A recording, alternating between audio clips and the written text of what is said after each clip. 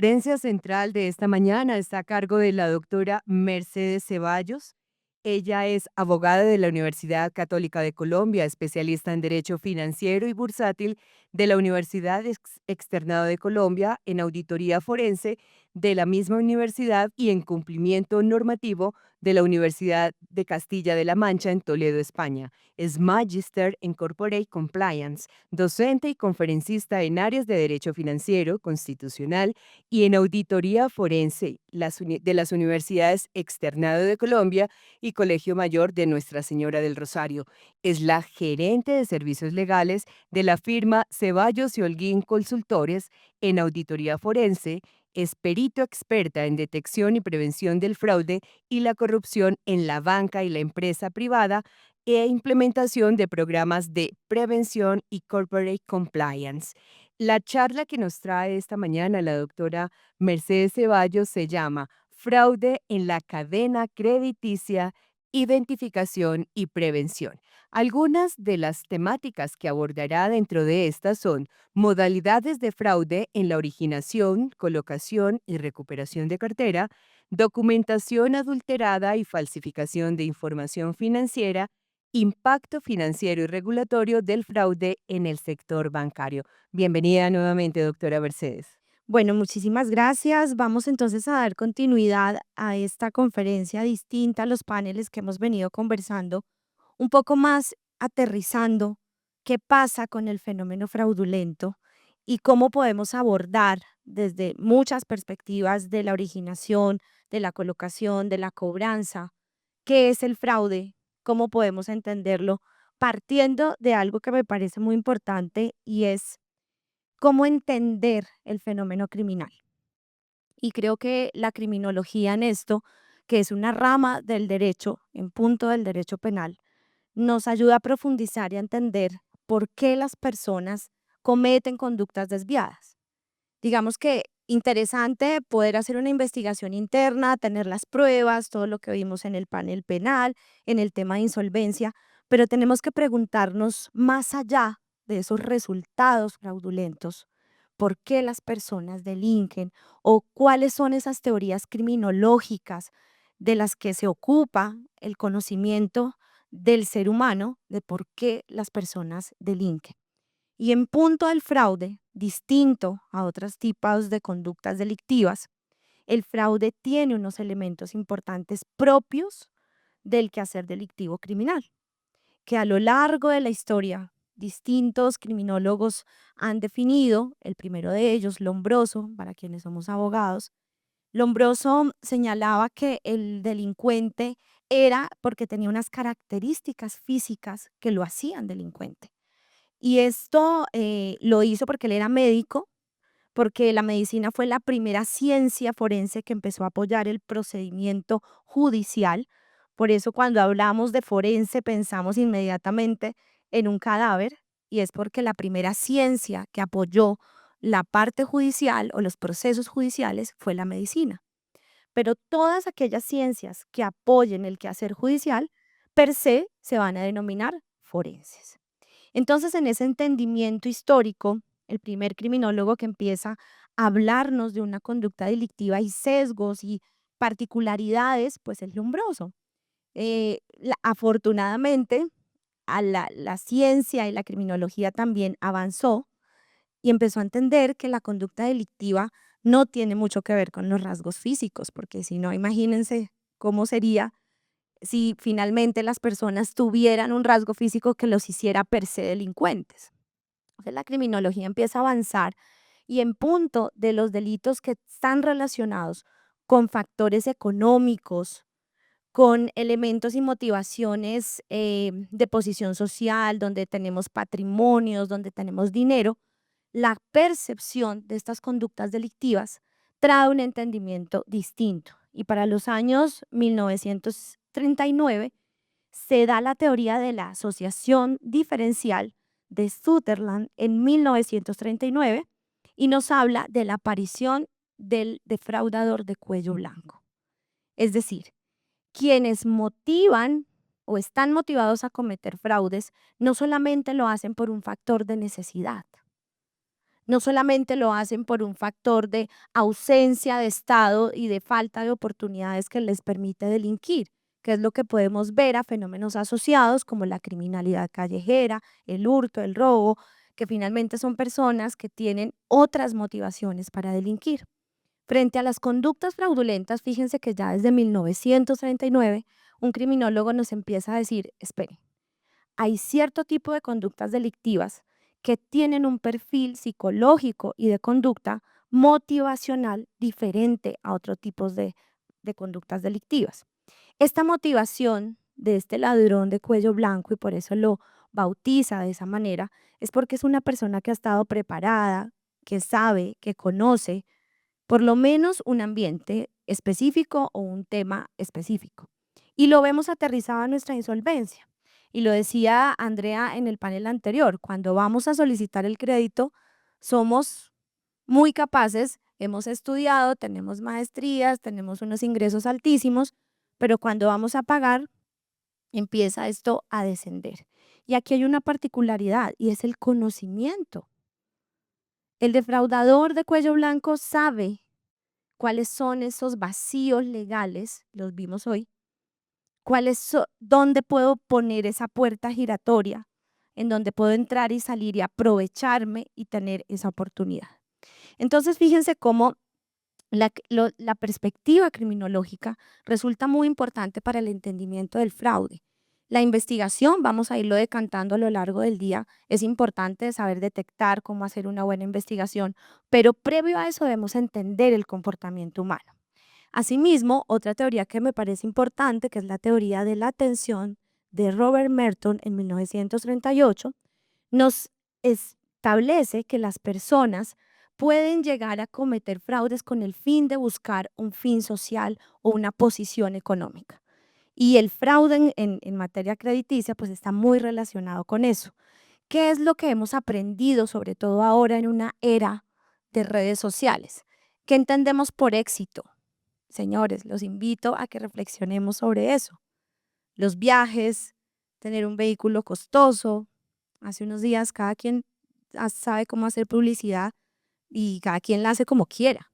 Pero veía yo un abogado que salía en su Mercedes y decía yo, bueno, la motivación de éxito es esa. ¿Cuál es el mensaje que estamos entendiendo a partir de las redes sociales sobre una posición social, sobre el éxito que alcanzamos, si es el poder económico, los viajes que podemos mostrar que hacemos? Y todo esto influye en el comportamiento humano, porque al final lo que nos dice este criminólogo es que los seres humanos, a partir de una ausencia de valores y con el fin de buscar ese propósito de éxito, pues podemos terminar haciendo cosas fraudulentas, ¿no? Asimismo, la teoría del control social de Travis, en 1969, ya nos empieza a hablar del control. Y dice, listo, sí, la gente puede ser defraudadora porque quiera una posición social, porque tenga capacidades intelectuales y en una posición de una organización para cometer actos delictivos o desviados, pero también el ser humano, cuando genera afinidad con un entorno, se le vuelve una barrera. Es decir, normalmente usted no va a robar en su casa, ¿cierto? Normalmente. Hay defraudadores por otras motivaciones y otros perfiles criminológicos. Pero lo que nos dice esta teoría es que cuando se generan lazos de afinidad a nivel corporativo, las personas no delinquen en la misma magnitud que lo hicieran cuando no existen. ¿Esto qué implica? Que las organizaciones deben tener políticas de transparencia, no desde la perspectiva solamente del garrote, sino de la zanahoria. ¿Cómo percibimos la compañía en la que trabajamos? ¿Entendemos que si todos sumamos, vamos a progresar todos? ¿Hay políticas para que realmente las empresas sientan y sus colaboradores así lo presuman y es que hacen parte de un equipo? Porque eso le cierra los lazos o las puertas a los defraudadores, la teoría del control social. ¿Cómo podemos a partir de generar políticas de ética donde lo que premiemos no sea el resultado per se? Ojo con esto. Para todos ustedes que están medidos por metas, hoy nos miden con indicadores, ¿sí o no? pero esos indicadores deben tener un mensaje alineado con la ética. Y no es que usted cobre como sea, pero cobre. No, espérese. Vamos a cobrar y ya hay unos lineamientos, unos horarios donde podemos cobrar, un mensaje que tenemos que dar y no todo vale. Para cumplir mi meta, debo entender que no puedo pasar por valores éticos de las organizaciones. Y esto es parte también de una cultura ética que nos permite frenar lo que puede haber en términos criminológicos de conductas. Asimismo, la teoría de la organización delictiva para los años 1970 y en adelante, nos empezamos a dar cuenta que no solamente las personas cometen fraude, sino que también se pueden crear compañías para generar fraude. Teoría del delito organizacional. Normalmente las compañías se crean con un fin lícito, pero desafortunadamente hemos visto a lo largo de la evolución de la humanidad que también hay empresas que se crean legalmente constituidas, pero terminan haciendo actividades delictivas. Y ese es un caso que veremos de los que hemos investigado aquí en originación de crédito, cómo una empresa se termina prestando para certificar relaciones laborales fraudulentas e inexistentes. ¿Sí? Asimismo, la teoría del oportunismo racional para los años 90 en adelante ya nos empieza a hablar de la gestión de riesgos. ¿Cómo podemos controlar? ¿Qué parte dentro de una organización se puede controlar de un individuo?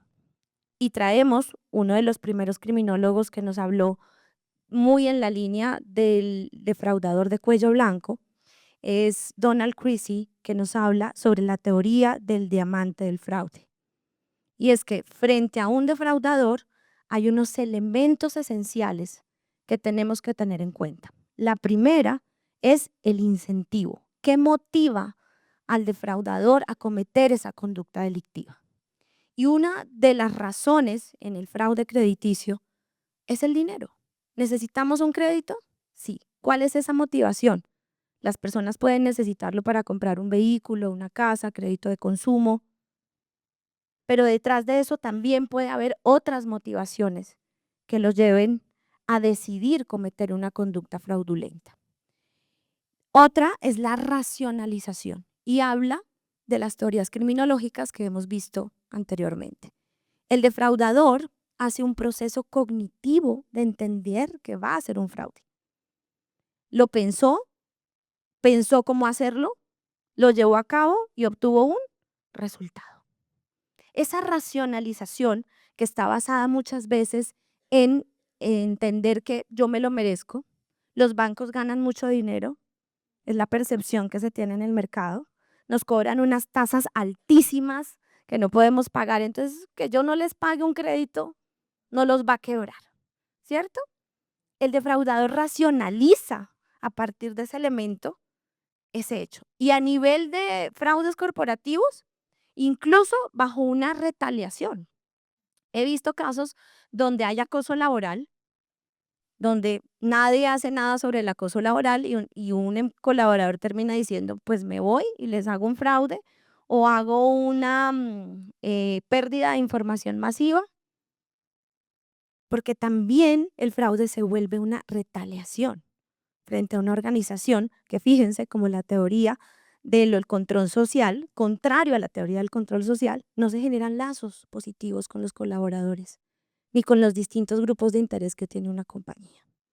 Entonces, la racionalización, la capacidad, esta me encanta. El defraudador no es un hombre común. El defraudador es un hombre inteligente y cuando digo hombre, hablo de todos los géneros que tenemos ahora. El hombre como hombre, como ser, es un ser humano que sabe lo que está haciendo, que tiene unas capacidades cognitivas importantes, incluso las áreas de tecnología, y no quiero con esto estigmatizar ningún área, porque asimismo las contables, pero sobre todo las áreas de tecnología en las compañías, cuando el sistema no funciona, todo el mundo llamen al DTI, ¿cierto? Viene y él le da control Z y resetea y en 2 minutos hizo lo que uno no supo que hizo, ¿cierto? La capacidad es ese elemento del fraude que permite que una persona sea conocedora de un tema y que por ser conocedora de ese tema tenga una habilidad frente al fraude, una capacidad adicional, ¿sí? Y nos queda el último elemento que es la oportunidad. Cuando hay fallas de control, le dejamos los otros 3 restantes elementos al defraudador para que entre por la puerta y haga el fraude. De estos elementos yo les pregunto, ¿podemos controlar los incentivos que tengan los defraudadores? ¿Sus motivaciones? ¿Podemos controlar cómo racionaliza la forma de hacer el fraude? ¿Podemos controlar qué tan capacitado está para hacer el fraude? ¿Podemos controlar la oportunidad? Esa es la única que podemos controlar. Y esa la controlamos a partir de gestionar riesgos. ¿Cuál? El de fraude. Y ese es el primer problema que tenemos en las áreas de riesgos, que normalmente quienes están a cargo de las áreas de riesgos, pues conocen de riesgos en términos normales, ¿sí? Que es un riesgo operativo, un riesgo de liquidez, un riesgo de cumplimiento, un riesgo tecnológico, pero necesitamos generar un análisis de riesgo de fraude. Históricamente, el riesgo de fraude estaba contenido dentro del riesgo operativo. Ya la superintendencia financiera dijo, no, espérese porque este riesgo como que se manda solito y nos mandó a gestionarlo de manera independiente. Para gestionar el riesgo de fraude, ¿debo conocer tipologías de fraude? ¿Debo entender el fraude? De lo contrario, no puedo controlar aquello que no conozco. Por eso empecé esta conferencia hablando de estos elementos para entender que cuando estamos frente a un defraudador, no estamos frente a una ovejita, a una pobre persona que está tratando de avanzar en su vida a punta de fraudes. Pues no. Hay quienes lo hemos hecho a punta de trabajo, esfuerzo, estudio, dedicación y no a través de medios fraudulentos. Entonces, conocer estos elementos es importante a la hora de abordar la identificación de ese tipo de riesgos. Y por eso hablamos que el riesgo no solamente es de una persona natural que me entregue una documentación falsa a la hora de que me entregue un crédito, que solicite un crédito, sino que también es a través de compañías que también son fraudulentas. Empresas de papel o empresas que han creado empresas para generar créditos y luego desaparecerse. Las modalidades son muchas, las tipologías son muchas. A partir de que generamos la gestión de riesgos y le vamos cerrando la puerta al defraudador, él la va abriendo. Por eso es un riesgo que es cambiante, por eso aquí el elemento del monitoreo en la gestión del riesgo es muy importante. Las señales de alerta, los patrones que nos van a identificar que algo está ocurriendo con este crédito. Y si hablamos en este mismo elemento del diamante del fraude, yo les diría a ustedes, dentro del elemento de capacidad, a nivel de las áreas de crédito, ¿qué áreas más proclive para que se generen fraudes dentro de la organización en un banco? Asesores comerciales, ¿qué otra? Analistas de crédito. ¿Quién aprueba los créditos? Los analistas de crédito. Sin embargo, detrás de ese análisis viene una cadena de recepción de documentos que normalmente está a cargo de áreas de atención al cliente o la fuerza comercial. Ahora que queremos originar en un minuto, ¿cierto? Fast track para todo, en línea. Yo no estoy en desacuerdo para nada con la utilización de sistemas de información.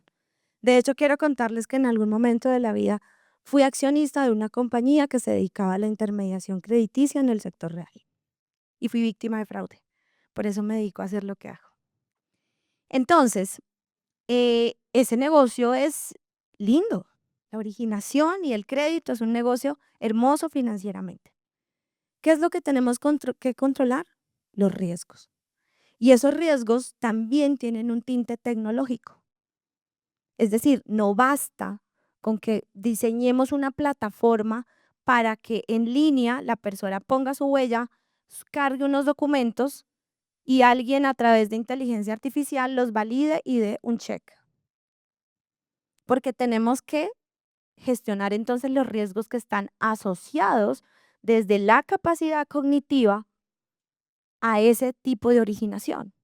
Entonces, listo, cierro la brecha a que me entregue el asesor comercial información fraudulenta, pero la abrí para la ciberdelincuencia, ¿sí o no? Puedo entonces haber creado una compañía que diga que origina créditos en un minuto, masivos. ¿Dónde están los controles de esas compañías que utilizan esas plataformas? Recuerden, señores, que desde el sistema financiero, la superintendencia financiera nos señala que pese a que usted haya tercerizado ciertos procesos, quien responde por la gestión del riesgo es usted. Y la gestión de riesgos de estas plataformas asociadas a este tipo de originaciones. ¿Cuál es la validación y cuál es el nivel de certeza del match del algoritmo que va y busca la cédula o que va y busca el control biométrico o la huella para que le diga a usted que esa persona sí es esa persona?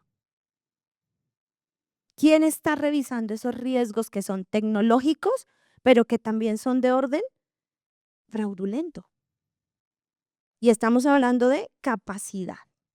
Es decir, este es un negocio multimillonario donde la motivación para generar actividad criminal paralela es toda.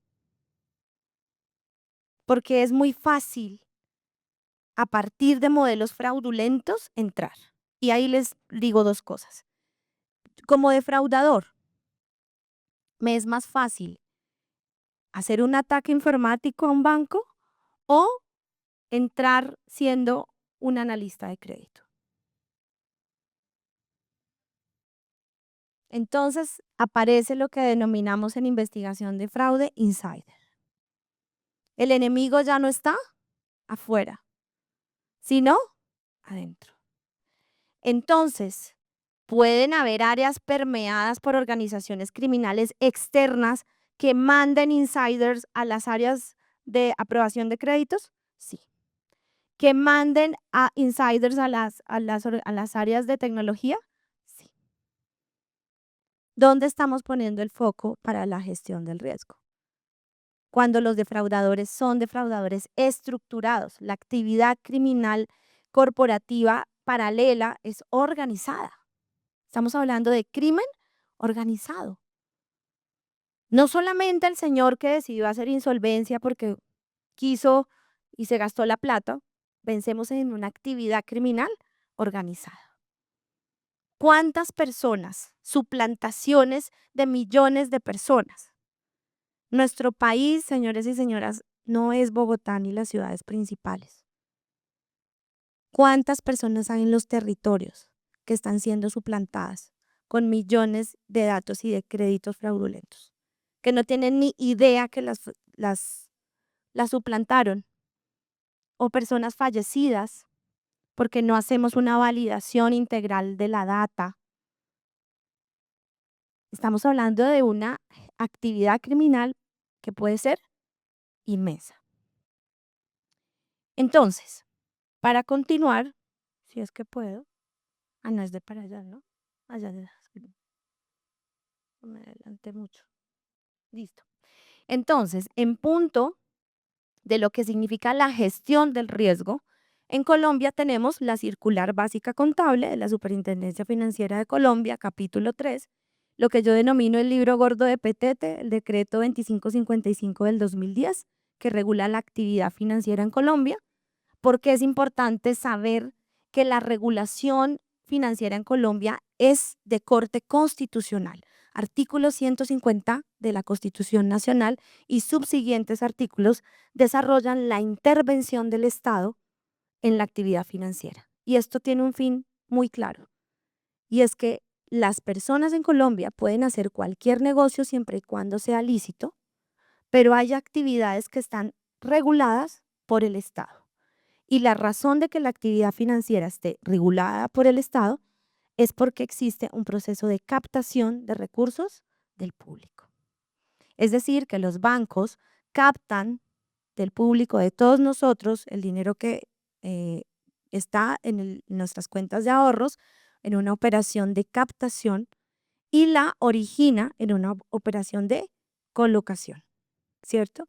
De allí la responsabilidad de adoptar las medidas internacionales que tiene el Comité de Basilea, que es el comité que emite regulación prudencial en materia de gestión de riesgos en el sistema financiero. Quiero decirles que el Comité de Basilea emite varios lineamientos y Colombia no ha adoptado todos ellos. Digamos que nuestra banca es una banca regulada, es una banca conservadora. Nosotros damos aplicación a esas recomendaciones de Basilea, tanto de la segunda y tercera recomendación, con la adaptación progresiva que hemos ido incluyendo en nuestra circular básica jurídica. Y puedo decirles que conozco otros sistemas financieros de Latinoamérica. Nuestro sistema financiero a nivel de regulación del sistema bancario es fuerte. Es fuerte en la medida de las medidas que adopta el Comité de Basilea y lo que se le exige a cada una de las entidades financieras para operar. Sin embargo, esto es a nivel regulatorio. Esto es lo que la norma nos exige. Otra cosa es lo que estamos haciendo. O si solamente lo hacemos porque viene una visita de la súper o porque la matriz de riesgos la tengo que enviar, porque realmente no entendemos de dónde viene toda esta exigencia regulatoria y por qué tenemos que hacerla. Entonces, a partir de estos componentes de la circular, la Superintendencia Financiera exige que las entidades financieras tengan políticas y procedimientos de originación de crédito, estimación de provisiones conforme al riesgo, y el riesgo inherente en la operación bancaria es el riesgo crediticio. Y el riesgo crediticio es aquel que permite que esa deuda o ese crédito se deje de pagar. ¿Cuál es mi riesgo a que la persona no me pague? Por eso, una medida de pago preventiva como la libranza, que es una autorización para que me descuenten directamente de la nómina, es una medida de control que minimiza el riesgo de crédito, pero no lo lleva a cero. Y esa fue la debacle de Estraval, ¿no? Y era que esos créditos se vendían adicionalmente en el mercado como créditos cero riesgo. Y cuando hay libranza, señores, también hay riesgo. Y es que, ¿qué pasa? ¿A mí me pueden embargar el sueldo por alimentos? Sí. La norma dice que pueden embargarme y eso desplazaría mi libranza. Y si mi crédito es del sector cooperativo, me protege hasta el 50% de mi salario para que me desplace otro tipo de créditos. Entonces, cuando estamos hablando de riesgo de crédito, es la probabilidad de ocurrencia de que el deudor no me pague. Y esa probabilidad de ocurrencia la debo valorar y validar al momento de la originación del crédito. Es decir, cuál es mi score, cuál es mi perfil, por qué esta persona sí podría tener una capacidad y hábito de pago, porque no es solo la capacidad, es también el hábito de pago. Y si ya sabemos que una persona no paga alimentos, seguramente no va a pagar un crédito, ¿no? Ahí empezamos a jugar con algo que denominamos apetito de riesgo. Y es, mi apetito de riesgo, ¿cuál es? No me importa, bajo mis políticas, las vuelvo más blandas y lo que me interesa es originar. Originar porque originar genera comisiones. Cuando yo origino un crédito también lo puedo vender en una operación de factoring. Puedo hacer toda una cantidad de negocios lícitos posteriores a la originación del crédito. Y yo sé que aquí nos acompañan de bancos y los bancos también tienen un área de compra de cartera originada en sectores reales y cooperativos. Y ahí pongo mi asterisco. Un día hablamos de esos casos interesantes, ¿no? Cómo Yo lo originé y lo compré así, ¿ok? ¿Y el dinero de quién es? Del público, ¿no? ¿Y quién debe proteger esos dineros del público? La entidad al momento de originar. Entonces, clasificación de la cartera, si es comercial, si es de consumo, microcrédito y vivienda, seguimiento a esa cartera, las herramientas de scoring, las alertas tempranas, las reestructuraciones y el modelo de provisiones que tenemos para la siniestralidad de la cartera. Todo esto está basado en modelos que ya son predictivos. La inteligencia artificial hoy nos se genera mucha información para que no lleguemos al proceso de fraude e insolvencia, señores, sino que desde el inicio de nuestro proceso de originación, pero también desde el seguimiento a las señales de hábitos de pago, si no se está pagando en las mismas fechas.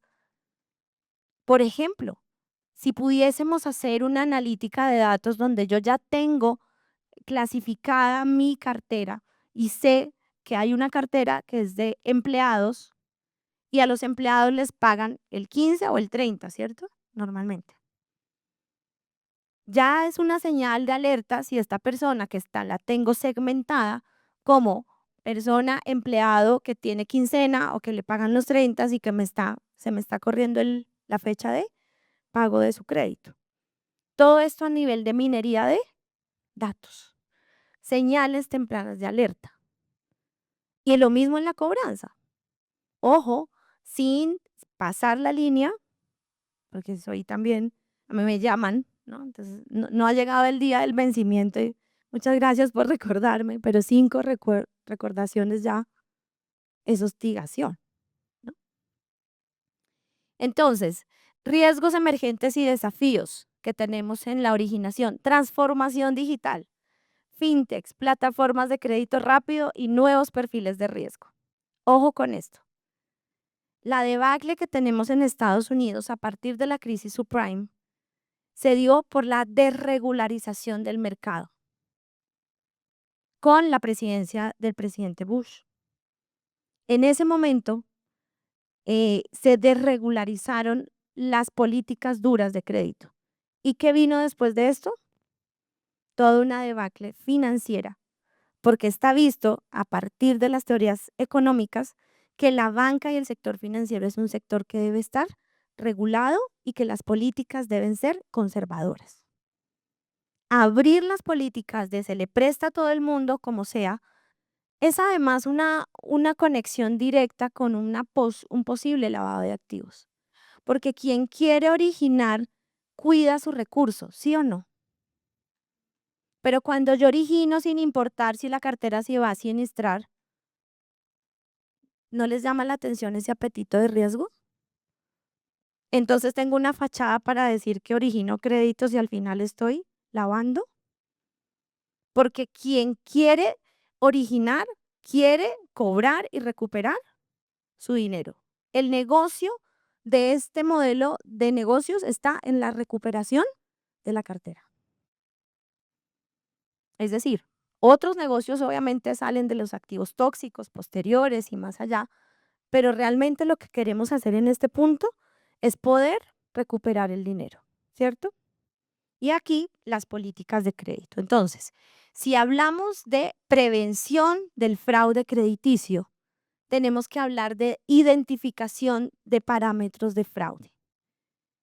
Y la identificación es un elemento de la prevención, también de la detección, pero es que cuando ya el crédito está siniestrado, ¿en dónde es donde yo debo afilar mis baterías para que cerrarle el paso al fraude? En la originación del crédito, en la clasificación de la información y en la validación de la información. Quiero decirles, señores, que dentro de las tipologías que vamos a ver, encontramos una muy interesante haciendo una investigación y es que la empresa certificaba certificaciones laborales con o sin seguridad social. Entonces, las áreas de crédito, no, es que yo minimizo mi riesgo de crédito porque de falsificación de documentación, porque no solo le pido la certificación laboral, sino que le pido el pago de la seguridad social o lo verifico por la planilla, ¿cuál es? La pila, o sorpresa. Dentro del proceso de investigación, una compañía creada para certificar de manera fraudulenta, donde pagaban la seguridad social. Entonces, ojo con los controles que diseñamos para la validación de información, porque si no conocemos las tipologías de fraude, seguramente estamos generando controles que no están siendo efectivos, ¿sí? Ya por lo menos a partir de esta charla sabemos que también la seguridad social mírenla con desconfianza. Y entonces revisen si el comportamiento de ese señor, si es que dice que lleva 5 años, pues devuélvanse a ver por lo menos 5 años tiene la afiliación, si los salarios son congruentes, ¿sí? O no son congruentes. Entonces, solo quien comprende las grietas del sistema de crédito puede diseñar estrategias para prevenir el fraude. Si no sabemos qué es lo que nos duele, no podemos hacer gestión de riesgos en temas de fraude. Entonces, vamos con tipologías.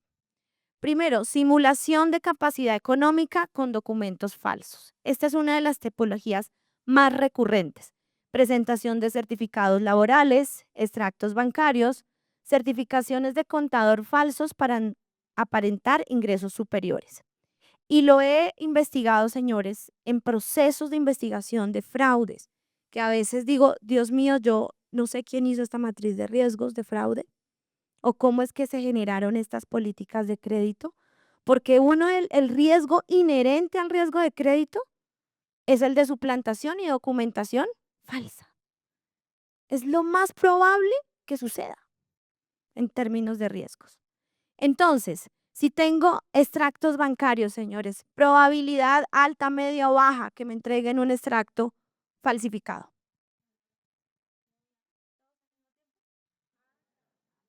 Y entonces yo me reúno con las áreas de analistas de crédito y les digo, bueno, ¿y usted qué mira? No, pues los extractos, doctora. Pues si ahí dice que son 3 meses, pues hago como hacen un promedio y se va. Le digo, ¿y si le entregaron extractos falsos? Ah, no. Eso sí toca con el asesor comercial que fue el que recogió los documentos. Y el asesor comercial dice, ah, no, pues el señor vino y me entregó los extractos. Entonces yo les pregunto, señores, a nivel de fraude, ¿los extractos son un parámetro fiable para la capacidad económica? ¿Fácil de cometer un fraude con eso? PDF, baje, póngale que 30 millones que entra y salen valores. Por Dios, he visto bancos, no puedo decir, obviamente esto es confidencial, pero lo he visto como investigadora criminal económica. Áreas de crédito, créditos altísimos, no estamos hablando de créditos microcréditos, ¿no? Créditos de 100, 200, 180 millones, basados en que aquí hay unos extractos bancarios. Y una que es nuestra nueva tipología en la firma. Contadores públicos, gran problema, señores de la banca, hagamos algo, necesitamos generar una norma para la responsabilidad, no porque yo quiera ser punitiva, no le pongamos el apellido de responsabilidad penal, pero por lo menos responsabilidad puede ser patrimonial del contador público en la certificación de ingresos. Mire, una desfachatez. Haber investigado una gran cantidad de créditos donde llamamos a los contadores y les dijimos, ¿usted certificó esto? Sí. ¿Qué documentos le pidió al señor? Adivinen qué le pidió el contador. Los extractos bancarios. La, sin duda, y hay unas que solo el dinero y ni miran, ¿no? Entonces, otra vez mi querido extracto bancario aparece. Ah, usted le pidió el extracto bancario. Sí, la declaración de renta y la declaración de renta. Ok, ¿y usted cómo verifica que la declaración de renta sí es real? Porque la firma para entrar a la DIAN es personal. ¿Sí? Esa es una información que es reservada. Entonces el señor vino y le mostró a usted, entraron a la DIAN los dos, ¿usted pudo validar que esa declaración de renta es real? No. Entonces me devuelvo yo, Junta Central de Contadores. Quiero saber, según la Junta Central de Contadores, ¿qué debe pedir un contador público para poder certificar ingresos? Nada. No hay parámetros, no hay un concepto, no hay una circular, no hay un decreto, no hay una regulación y están certificando ingresos. Todos los que investigué, fraudulentos. Otros a mí me suplantaron. Yo sí denuncié, creo que fue uno, que sí dijo, no, a mí sí me empezaron a pedir antecedentes disciplinarios en la Junta Central y a uno le avisan cuando alguien pide los certificados disciplinarios y se me hizo raro porque pues yo no los estaba pidiendo y creo que me están suplantando. Suplantación de contadores, otro riesgo. ¿Hay que regular? Sí. ¿Qué deberíamos tener si es que estamos manejando de recursos del público el dinero? Pues la banca sí debería tener acceso a las declaraciones de renta y a los terceros y a la exógena para ver si esa información cruzándola sí me da la capacidad de endeudamiento. Entonces, tenemos que trabajar en una regulación articulada del sector financiero donde podamos promover este tipo de regulaciones que sí son efectivas para cerrarle la puerta al fraude. Entonces, objetivo de este fraude, superar el scoring crediticio o los requisitos de aprobación. ¿Hoy estamos desprotegidos después de esta tipología? Ustedes me contarán. Suplantación de identidad. Usar datos personales de terceros, a veces de personas vulnerables, fallecidas, que no están dentro del sistema bancario, que están en zonas muy alejadas del país, para solicitar créditos. Modalidades más comunes, en esto entra la ciberdelincuencia, que hace compra y bases de datos, falsificación y usos de homónimos para llegar a los procesos de suplantación. Ojo, señores de la banca, cuando les lleguen a presentar modelos de negocios de originación express, revisen las bases de datos que tienen esas compañías para hacer la validación de identificación. Ojo, recordemos que esta información es privilegiada. Podemos estar trabajando con un proveedor que tiene bases de datos ilegales. Y el riesgo de contagio y el riesgo de utilización por habeas data, multiplíquenme los riesgos, ¿sí? Por todo esto. ¿Cuál es el objetivo? Obtener dinero sin intención de pagar, obviamente, porque no hay una persona o la persona que fue suplantada no va a pagar. Entonces, si esto se prueba en un escenario judicial, ¿a dónde va ese crédito? ¿A un castigo? De cartera, porque finalmente no le podré probar a la persona que realmente fue una suplantación. Fraude con intermediarios o tramitadores. Participación de terceros internos o externos que gestionan créditos usando información fraudulenta. Miren, esto lo veo todo el tiempo. Porque la actividad de generar y colocar créditos en el mercado cuesta. ¿Qué me cuesta? La comisión, originar, marketing, ¿cierto? Pero si a mí el crédito ya me lo entregan con toda la documentación y listo, pues digamos que en la cadena de proceso uno diría, es favorable, es un outsourcing, me baja costos, pero me baja costos y me aumenta riesgos. Y entonces tenemos que verificar quiénes son estos tramitadores. Ojo, he descubierto bandas criminales asociadas con estos temas en todos los territorios del país. Entonces, que garantizan la aprobación mediante actos de corrupción interna o fabricación de documentos. Entonces, no solamente participa quien se va a beneficiar del crédito, sino que también incluso prometen una aprobación. Y cuando prometen una aprobación es porque hay un insider también dentro de la cadena.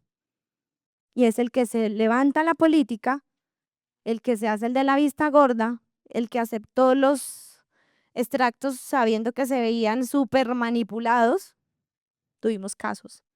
Y usted, señor analista, ¿usted validó esta información? Sí, pero es que claramente este documento se ve alterado. No, me equivoqué. ¿Cuántos años lleva siendo analista? 20 años. Ahí, como investigadora, ya digo, no creo que uno se equivoque de una manera tan fácil y tan sencilla haciendo 20 años la misma actividad. ¿Cuál es el objetivo de este fraude? Cobrar comisiones ilegales o facilitar el acceso a clientes inviables. Y esto pues es el pan de cada día porque la motivación del área comercial es original. Y ojo, que el área comercial solo participa en la presentación del cliente. Se va a su comisión. Chao. Entonces, ¿qué pasa? Y yo sé que más de uno del área comercial me va a decir, pero doctora, ¿cómo se le ocurre? Que las comisiones y los bonos sean más bien porque la cartera sea buena, no solamente por la originación. Y volvemos a la teoría del control social. ¿Se acuerdan que les dije? Que las metas no sean solo para capitalismo salvaje. Lleguemos y coloquemos y originemos que si después esos se quiebran, yo ya me gasté las comisiones. ¿Sí? Responsabilidad, señores. Entonces, medidas que podemos adoptar, prácticas, revisión de políticas de crédito, ¿sí? Revisión de los procedimientos internos para validar la documentación. Revisión de los procesos de intermediación. ¿Cuáles son las políticas, esas compañías o esos terceros que llegan a presentar documentos? ¿Qué responsabilidad tienen frente a la presentación de documentos? Cuando hacemos investigaciones internas, tenemos un problema jurídico y es la vinculación de esos terceros frente a una investigación interna de fraude.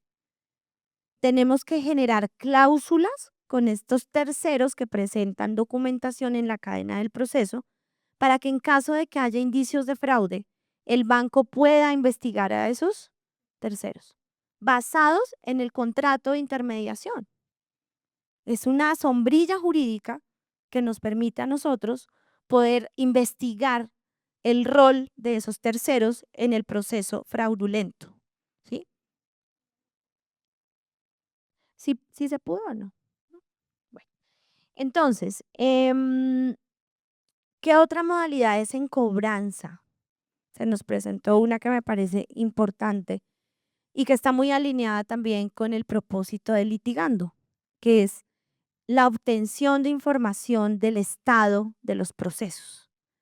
Llegamos a investigar un caso en donde se le habían entregado garantías reales a una casa de cobranza y la cartera no tenía una mejora rápida frente a los procedimientos ejecutivos.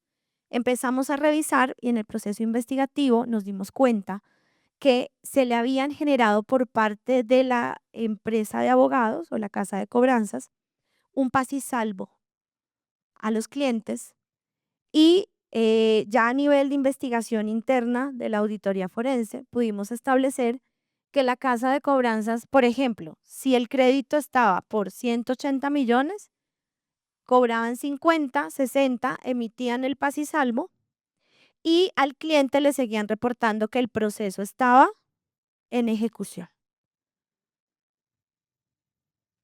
Entonces, por supuesto que litigando aquí tiene un papel muy importante porque nos da en línea el estado de los procesos, las notificaciones, etcétera, pero tengamos en cuenta que muchas veces llevamos los reportes de los reportes de los reportes.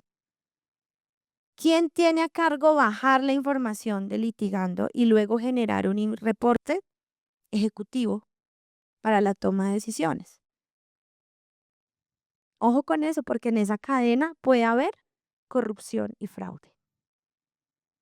Entonces, procurar que los procesos que estén alineados con la cobranza sea información que se baje directamente de los sistemas de vigilancia de los procesos y que asimismo los bancos puedan obtener esa información de manera directa.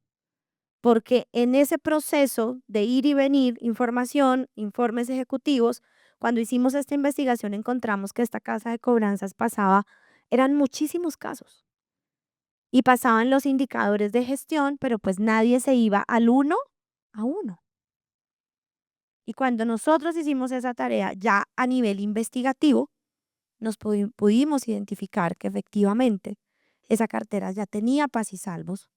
Nos tocó hacer todo un proceso, pues porque obviamente ese es un acto de corrupción en sí mismo y delictivo, pero todo un proceso judicial para señalar que obviamente ese paz y salvo carecía de valor, que nunca se hizo una conciliación y que por el contrario había actividad delictiva de la propia casa de cobranzas. Entonces, este es el de manipulación de garantías o avales y autofinanciación o fraude colusorio. Este fraude se articula entre el cliente, un empleado interno del banco para aprobar créditos sin el cumplimiento real de las condiciones. Cuando hablamos de colusión, hablamos de la participación de un fraude externo con uno interno. Es decir, ¿cuáles son las áreas de los bancos y de las casas de cobranzas que serían más sensibles a que fueran ubicados por delincuencia externa para cometer actos fraudulentos? Ese es un elemento que tenemos que revisar al interior de las matrices de riesgos, porque no es solamente per se el documento falso, sino quién va a aprobar o no, o quién va a dar el check o no dentro de un sistema de información. Y en la tarde, que tenemos aquí nuestro acompañamiento del área tecnológica, verán cómo a partir de establecer esos controles automáticos de todo podemos tener trazabilidad. ¿Quién entró? ¿Quién manipuló? Tenemos que cerrar al máximo el riesgo de que las personas hagan cosas por sí mismas. Lo pueden hacer en un sistema de información, pero ese sistema de información debe dejar logs, trazabilidad, hora en que entró, hora en que modificó, si tenía atribuciones para modificar o no cierta información del crédito o del aval o de la aprobación. Entonces, em, ¿me quedan cuántos? 5 minutos. Traté de correr lo que más pude, pero quisiera invitarlos entonces si tienen preguntas prácticas de esta parte de las tipologías, de los riesgos, en particular, o si hacemos unas breves conclusiones. ¿Sí? Vale, perfecto. Entonces, cerramos entonces con, primero, la banca es una actividad financiera regulada por la Superintendencia Financiera y por tanto la gestión de riesgos no obedece exclusivamente a un apetito de riesgo, sino que ese apetito de riesgo está dado por una regulación que exige la Superintendencia Financiera. Y ese estándar de la evaluación de los riesgos está dado por los lineamientos del Comité de Basilea en Suiza, que es el que emite esa regulación prudencial. Las sanciones que tiene la Superintendencia Financiera por el no cumplimiento de la gestión de los riesgos en temas de fraude son altas. Y son altas precisamente porque ponen en riesgo el patrimonio del público. Tercero, para poder generar gestión de riesgo de fraude, debemos conocer del fraude. La auditoría forense es hoy una práctica, una herramienta de la investigación criminal económica que nos permite dos cosas: prevenir el fraude y detectarlo.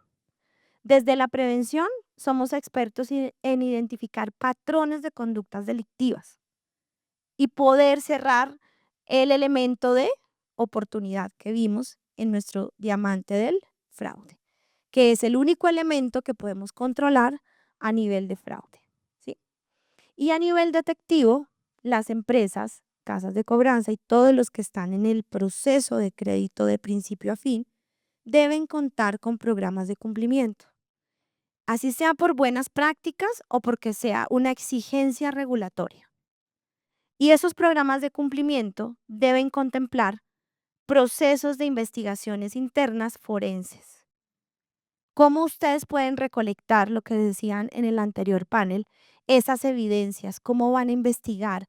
¿Cómo montan un expediente para poder validar cuál es la metodología que van a utilizar para poder evaluar si esos documentos que les han sido allegados han sido fraudulentos?